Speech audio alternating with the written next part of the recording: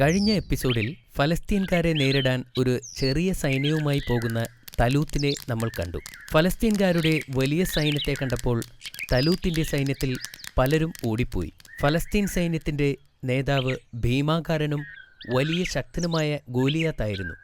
രണ്ട് സൈന്യവും പരസ്പരം മുഖാമുഖം വന്നപ്പോൾ തലൂത്തിന്റെ സൈന്യത്തിൽ നിന്നും ആരെങ്കിലും അവരുടെ സൈന്യത്തിൽ ഒരാളുമായി ഒറ്റയ്ക്ക് പോരാടാൻ ഗോലിയാത്ത് വെല്ലുവിളിച്ചു. സൈന്യങ്ങളെല്ലാം ഒരുമിച്ച് പോരാടുന്നതിന് പകരം ഒറ്റയ്ക്കൊറ്റയ്ക്ക് പോരാടുന്നത് ആ കാലത്തെ ഒരു രീതിയായിരുന്നു. നമ്മളുടെ ഭാഗത്തു നിന്നും ആരാണ് തയ്യാറായിട്ടുള്ളത്? തലൂത്ത് ചോദിച്ചു. എന്നാൽ അവർക്ക് ഭയമായിരുന്നു. ആരും സ്വമേധയാ പോരാടാൻ മുന്നോട്ട് വന്നില്ല. ഗോലിയാത്തിനെതിരെ പോരാടുന്ന ആൾക്ക് ഞാൻ എൻ്റെ മകളെ വിവാഹം ചെയ്തു കൊടുക്കുന്നതാണ്, തലൂത്ത് പറഞ്ഞു. എന്നിട്ടും ആരും തയ്യാറായില്ല. എല്ലാവരും നിശബ്ദരായിരുന്നു. തലൂത്ത് നിരാശനായി. ഗോലിയാത്തിനോട് പോരാടാൻ തൻ്റെ പടയാളികൾക്ക് ഭയമാണെന്ന് അവന് മനസ്സിലായി.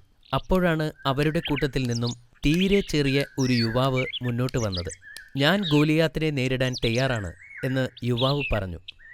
പടയാളികൾ അവനെ കണ്ട് പരിഹസിച്ച് ചിരിച്ചു. അത് ദാവൂദ് നബി അലൈഹിസ്സലാമായിരുന്നു. അദ്ദേഹത്തിൻ്റെ സഹോദരന്മാർ സൈന്യത്തിൽ പടയാളികളായിരുന്നു.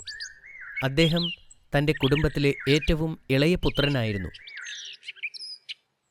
യുദ്ധരംഗത്തെക്കുറിച്ചുള്ള വാർത്തകൾ അറിയിക്കാൻ പിതാവ് യുദ്ധരംഗത്തേക്ക് അയച്ചതായിരുന്നു അദ്ദേഹത്തെ. യുദ്ധത്തിൽ പങ്കെടുക്കരുതെന്ന് കർശന നിർദ്ദേശവുമുണ്ടായിരുന്നു അദ്ദേഹത്തിന്. ആ യുവാവിൻ്റെ ധൈര്യത്തിൽ തലൂത്തിന് സന്തോഷമായി. അദ്ദേഹം പറഞ്ഞു, നിങ്ങളുടെ ധൈര്യം കണ്ട് എനിക്ക് സന്തോഷമായി. പക്ഷേ ആ കരുത്തനായ പോരാളിയോട് യുദ്ധം ചെയ്യാൻ നിങ്ങൾക്കാകില്ല. ധീരന്മാർ മുന്നോട്ട് വരട്ടെ. എന്നാൽ ഗോലിയാത്തുമായി പോരാടാൻ അദ്ദേഹം നേരത്തെ തീരുമാനിച്ചിരുന്നു. അദ്ദേഹം രാജാവിനോട് വിളിച്ചു പറഞ്ഞു, എൻ്റെ പിതാവിൻ്റെ ഉറക്കത്തെ ശല്യം ചെയ്ത ഒരു സിംഹത്തെ ഇന്നലെ ഞാൻ കൊന്നു. അതിനു മുമ്പ് ഒരു കരടിയെയും ഞാൻ ഒറ്റയ്ക്ക് കൊന്നിട്ടുണ്ട്. ദയവ് ചെയ്ത് എൻ്റെ രൂപം കണ്ട് എന്നെ വിലയിരുത്തരുത്. ആ യുവാവിൻ്റെ ധീരത കണ്ട് തലൂത്ത് ആശ്ചര്യപ്പെട്ടു. അദ്ദേഹം പറഞ്ഞു, നിങ്ങൾ യുദ്ധം ചെയ്യാൻ തയ്യാറാണെങ്കിൽ അള്ളാഹു നിങ്ങളെ സംരക്ഷിക്കുകയും ശക്തി നൽകുകയും ചെയ്യട്ടെ.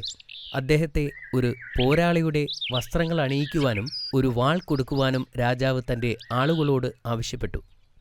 എന്നാൽ ദാവൂദ് നബി യുദ്ധവസ്ത്രം ധരിക്കാൻ വിസമ്മതിച്ചു.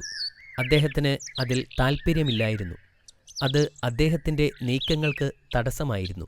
പടയങ്കികൾ നീക്കം ചെയ്യാൻ ആവശ്യപ്പെട്ടപ്പോൾ ചുറ്റുമുണ്ടായിരുന്നവർ ആശ്ചര്യപ്പെട്ടു. കുറച്ച് കല്ലുകൾ ശേഖരിച്ച് അദ്ദേഹം തൻ്റെ സഞ്ചിയിൽ നിറച്ചു. എന്നിട്ട് തൻ്റെ കവണയ്ക്ക് തൊട്ടടുത്തായി തോളിൽ തൂക്കിയിട്ടു. തലൂത്ത് ഇപ്പോൾ വിഷമത്തിലാണ്. നിങ്ങളെങ്ങനെയാണ് കുറച്ച് കല്ലും ഒരു കവണയുമായി യുദ്ധത്തെ പ്രതിരോധിക്കാൻ പോകുന്നത്? അദ്ദേഹം ചോദിച്ചു. കരടിയുടെ നഖങ്ങളിൽ നിന്നും സിംഹത്തിൻ്റെ പല്ലുകളിൽ നിന്നും എന്നെ രക്ഷിച്ച അള്ളാഹു ഈ ശത്രുക്കളിൽ നിന്നും എന്നെ രക്ഷിക്കും, പ്രവാചകൻ മറുപടി പറഞ്ഞു. പ്രവാചകൻ ശത്രുക്കളുടെ നേരെ നടന്നു. അത് കണ്ടപ്പോൾ എതിർ സൈന്യത്തിലുള്ളവർ പൊട്ടിച്ചിരിച്ചു. യുദ്ധം ചെയ്യാൻ വന്ന ആ യുവാവിനെ കണ്ടപ്പോൾ ഗോലിയാത്ത് പൊട്ടിച്ചിരിച്ചുകൊണ്ട് ചോദിച്ചു, നീ ഇവിടെ കളിക്കാൻ വന്നതാണോ? അതോ നിനക്ക് ജീവിതം മടുത്തോ? എൻ്റെ വാൾ ഒറ്റത്തവണ വീശി നിന്റെ തല വെട്ടാൻ എനിക്ക് കഴിയും. അപ്പോൾ ദാവൂദ് നബി പറഞ്ഞു, നിങ്ങൾക്ക് മേലങ്കിയും കവചങ്ങളും വാളും ഉണ്ടായിരിക്കാം. എന്നാൽ ഞാൻ അള്ളാഹുവിൻ്റെ നാമത്തിൽ നിങ്ങളെ നേരിടും. എൻ്റെ റബ്ബിൻ്റെ നിയമങ്ങളാണ് നിങ്ങൾ പരിഹസിക്കുന്നത്. ഇങ്ങനെ പറഞ്ഞുകൊണ്ട് അദ്ദേഹം തൻ്റെ കവണയിൽ ഒരു കല്ല് വച്ച് ഗോലിയാത്തിനെ ലക്ഷ്യം വച്ച് നിന്നു. അദ്ദേഹം തൊടുത്തുവിട്ട ആ കല്ല് ശരവേഗത്തിൽ ചെന്ന് ഗോലിയാത്തിൻ്റെ നെറ്റിയിൽ പതിച്ചു. ഗോലിയാത്തിൻ്റെ നെറ്റിയിൽ നിന്നും രക്തമൊഴുകി. തൻ്റെ വാൾ വീശാനുള്ള അവസരത്തിന് മുമ്പ് തന്നെ ആ ഭീമൻ നിലംപതിച്ചു. അവിടെ നടന്ന കാര്യങ്ങൾ കണ്ടപ്പോൾ ഫലസ്തീൻ സൈന്യം ഞെട്ടിപ്പോയി. അവരുടെ നേതാവ് കൊല്ലപ്പെട്ടിരിക്കുന്നു എന്ന സത്യം മനസ്സിലാക്കിയപ്പോൾ അവർ ജീവനും കൊണ്ട് ഓടിപ്പോയി. തലൂത്തിനും സൈന്യത്തിനും സംഭവിച്ചതൊന്നും വിശ്വസിക്കാൻ കഴിഞ്ഞില്ല. യുദ്ധത്തിൽ അവർ ജയിച്ചിരിക്കുന്നു. വർഷങ്ങളായുള്ള കഷ്ടപ്പാടിന് ഒരു അവസാനമായിരിക്കുന്നു. തലൂത്തിൻ്റെ ആളുകൾ അതിയായി സന്തോഷിക്കുകയും പ്രവാചകനെയും ചുമന്നുകൊണ്ട് സ്വന്തം രാജ്യത്തേക്ക് മടങ്ങിപ്പോവുകയും ചെയ്തു. ദാവൂദ് നബി ഒറ്റ രാത്രി കൊണ്ട് തന്നെ അവരുടെ നായകനായി. തലൂത്ത് വാക്ക് പാലിക്കുകയും തൻ്റെ മകളെ യുവയോദ്ധാവിന് വിവാഹം ചെയ്തു കൊടുക്കുകയും തൻ്റെ മുഖ്യ ഉപദേഷ്ടാക്കളിൽ ഒരാളായി ദാവൂദ് നബിയെ നിയമിക്കുകയും ചെയ്തു. പ്രവാചകൻ ഇസ്രായേലിൽ പ്രശസ്തനായി. എന്നാൽ പെട്ടെന്നുണ്ടായ പ്രശസ്തിയിൽ അദ്ദേഹം ഒട്ടും അഹങ്കരിച്ചിരുന്നില്ല. അദ്ദേഹം പ്രശസ്തിക്ക് അടിമപ്പെടാതെ അള്ളാഹുവിന് അടിമപ്പെട്ട് ജീവിച്ചു. അതുകൊണ്ടുതന്നെ തൻ്റെ വിജയം ആഘോഷിക്കാൻ അദ്ദേഹം ഒരു കൊട്ടാരത്തിലേക്കും പോയില്ല.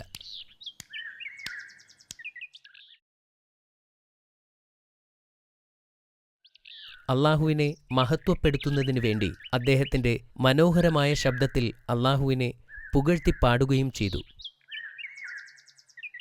അദ്ദേഹം പാടിത്തുടങ്ങിയപ്പോൾ പക്ഷികൾ, സസ്യങ്ങൾ എന്നിവ അദ്ദേഹത്തോടൊപ്പം ചേർന്ന് അള്ളാഹുവിനെ പുകഴ്ത്തിപ്പാടി. അള്ളാഹു അദ്ദേഹത്തെ പ്രവാചകനായി തിരഞ്ഞെടുത്തു. അദ്ദേഹത്തെ പ്രവാചകനായി തിരഞ്ഞെടുത്തപ്പോൾ പക്ഷികളും മൃഗങ്ങളും അദ്ദേഹത്തോടൊപ്പം സന്തോഷം പങ്കിട്ടു. അതുമാത്രമല്ല, മൃഗങ്ങളുടെയും പക്ഷികളുടെയും ഭാഷകൾ മനസ്സിലാക്കാനുള്ള കഴിവും അള്ളാഹു ദാവൂദ് നബിക്ക് നൽകി അനുഗ്രഹിച്ചിരുന്നു. പ്രവാചകന് ആ സമയത്ത് ഒന്നിടവിട്ട ദിവസങ്ങളിൽ നോമ്പെടുക്കുന്ന ശീലമുണ്ടായിരുന്നു. അദ്ദേഹം രാത്രിയുടെ ആദ്യ പകുതിയിൽ ഉറങ്ങുകയും പിന്നീട് കുറേ സമയത്തേക്ക് പ്രാർത്ഥിക്കുകയും അതുകഴിഞ്ഞ് വീണ്ടും പോയി കിടന്നുറങ്ങുകയും ചെയ്തിരുന്നു. അക്കാലത്ത് നിരവധി യുദ്ധങ്ങൾ നടന്നിട്ടുണ്ട്. ഇസ്രായേൽ ജനത്തിനു വേണ്ടി ഓരോ യുദ്ധവും ജയിക്കാൻ അദ്ദേഹത്തിന് കഴിഞ്ഞിട്ടുണ്ട്. ജനം അദ്ദേഹത്തെ അങ്ങേയറ്റം സ്തുതിക്കുകയും സ്നേഹിക്കുകയും ചെയ്തു. തലൂത്തിന് പ്രവാചകനോട് അസൂയ തോന്നിത്തുടങ്ങി. ജനങ്ങൾ അദ്ദേഹത്തേക്കാൾ കൂടുതൽ പ്രവാചകനെ സ്തുതിക്കുന്നതും സ്നേഹിക്കുന്നതും അദ്ദേഹത്തിന് ഇഷ്ടപ്പെട്ടില്ല. ഒരു ദിവസം രാജാവിന് തന്നോടുള്ള പെരുമാറ്റത്തിൽ എന്തോ പന്തികേടുള്ളതായി അദ്ദേഹത്തിന് തോന്നി. തൻ്റെ പിതാവിനെ വിഷമിപ്പിക്കുന്നതെന്താണെന്ന് അദ്ദേഹം ഭാര്യയോട് ചോദിച്ചു. അപ്പോൾ അദ്ദേഹത്തിൻ്റെ ഭാര്യ കരഞ്ഞുകൊണ്ട് പറഞ്ഞു, നിങ്ങളിൽ നിന്ന് ഒരു കാര്യവും മറച്ചുവെക്കാൻ എനിക്ക് കഴിയുകയില്ല. എൻ്റെ പിതാവിന് നിങ്ങളുടെ പ്രശസ്തിയിൽ അസൂയയാണ്. തനിക്ക് രാജ്യം നഷ്ടപ്പെടുമോയെന്ന് അദ്ദേഹം ഭയപ്പെടുന്നു. ഇത് കേട്ട് പ്രവാചകൻ ഞെട്ടിപ്പോയി. തലൂത്ത് എന്തോ ആസൂത്രണം ചെയ്യുന്നുണ്ടെന്നും പ്രവാചകനോട് സൂക്ഷിക്കണമെന്നും അദ്ദേഹത്തിൻ്റെ ഭാര്യ പറഞ്ഞു. അടുത്ത ദിവസം തലൂത്ത് പ്രവാചകനെ തൻ്റെ കൊട്ടാരത്തിലേക്ക് വിളിപ്പിച്ചു. അദ്ദേഹം പ്രവാചകനോട് പറഞ്ഞു, കനാൻ തങ്ങളുടെ സൈന്യത്തെ വിളിച്ചുകൂട്ടി നമുക്കെതിരെ പുറപ്പെട്ടിരിക്കുന്നു. നിങ്ങൾ നമ്മുടെ സൈന്യത്തെ ഒരുമിച്ചുകൂട്ടി അവരുമായി യുദ്ധം ചെയ്യണം. നിങ്ങൾ വിജയികളാകാതെ തിരിച്ചു വരരുത്. പ്രവാചകനെ ഒഴിവാക്കാനുള്ള അദ്ദേഹത്തിൻ്റെ സൂത്രമാണിതെന്ന് നബിക്ക് മനസ്സിലായി. ഞാൻ സൈന്യവുമായി അവരോട് യുദ്ധം ചെയ്യാം, അദ്ദേഹം മറുപടി പറഞ്ഞു. കനാന്റെ സൈന്യം വലുതും ശക്തവുമാണെന്ന് അദ്ദേഹത്തിന് അറിയാമായിരുന്നു. എന്നിട്ടും അദ്ദേഹം യുദ്ധം ചെയ്യാൻ തീരുമാനിച്ചു. ദാവൂദ് നബി കനാൻകാരെ ധീരതയോടെ നേരിട്ടു. നിരവധി ദിവസങ്ങൾ നീണ്ടുനിന്ന ഭീകരമായ പോരാട്ടത്തിനു ശേഷം അള്ളാഹു അവരെ വിജയം നൽകി അനുഗ്രഹിച്ചു. യുദ്ധത്തിൽ നബി കൊല്ലപ്പെടുമെന്ന് തലൂത്ത് കരുതി. പ്രവാചകൻ അത്തരമൊരു വലിയ സൈന്യത്തെ തോൽപ്പിക്കുമെന്ന് അദ്ദേഹം ഒരിക്കലും പ്രതീക്ഷിച്ചിരുന്നില്ല. ജനങ്ങൾ പ്രവാചകനെ തോളിലേറ്റുവരുന്നത് കണ്ടപ്പോൾ അദ്ദേഹത്തിന് പേടി വർദ്ധിച്ചു. തൻ്റെ വിശ്വസ്തനായ പടയാളികളിൽ ഒരാളെ വിളിച്ച് തലൂത്ത് പ്രവാചകനെ കൊല്ലാൻ ഗൂഢാലോചന നടത്തി. എന്നാൽ പ്രവാചകന്റെ ഭാര്യ അവരുടെ പദ്ധതികൾ കേട്ടു. അവർ ഭയന്നുപോയി. അവൾ പ്രവാചകന്റെ അടുത്തേക്ക് ഓടിച്ചെന്ന് ഉടൻ അവിടെ നിന്ന് രക്ഷപ്പെടാൻ ആവശ്യപ്പെട്ടു.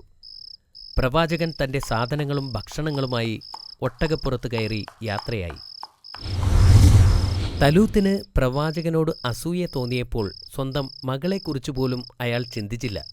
മാഷാ അല്ലാ, നല്ല കഥയായിരുന്നു ബാബ. പ്രവാചകൻ വെറും ഒരു കല്ലെടുത്ത് ഗോലിയാത്തിനെ കൊല്ലുന്ന ഭാഗം എനിക്ക് ശരിക്കും ഇഷ്ടപ്പെട്ടു. അമീർ, നീ ചോദ്യങ്ങൾക്ക് തയ്യാറാണോ? അതെ. ശരി, പലസ്തീൻ സൈന്യത്തിന്റെ നേതാവിന്റെ പേരെന്താണ്? അത് ഞാനിപ്പോ പറഞ്ഞില്ലേ, ഗോലിയാത്തായിരുന്നു. ദാവൂദ് നബി ഗോലിയാത്തിനെ കൊന്നതെങ്ങനെയാണെന്ന് പറയൂ. ദാവൂദ് നബി അലൈഹിസ്സലാം കല്ലും കവണയും ഉപയോഗിച്ചാണ് ഭീമാകാരനായ ഗോലിയാത്തിനെ വധിച്ചത്. ശരിയല്ലേ ബാബ? ഗോലിയാത്തിനെ വധിക്കുന്നയാളിന് എന്ത് പ്രതിഫലമാണ് തലൂത്ത് നൽകാമെന്ന് വാഗ്ദാനം ചെയ്തത്? ഗോലിയാത്തിനോട് ഏറ്റുമുട്ടുന്നവർക്ക് തന്റെ മകളെ വിവാഹം ചെയ്തു കൊടുക്കുമെന്ന് തലൂത്ത് വാഗ്ദാനം ചെയ്തു. മാഷാ അല്ലാഹ്, നീ എല്ലാ ശരിയുത്തരങ്ങളും പറഞ്ഞു. നമുക്ക് ഉറങ്ങാനുള്ള സമയമായി. ബാക്കി കഥ നമുക്ക് നാളെ പറയാം. Good night Baba. Good night my son.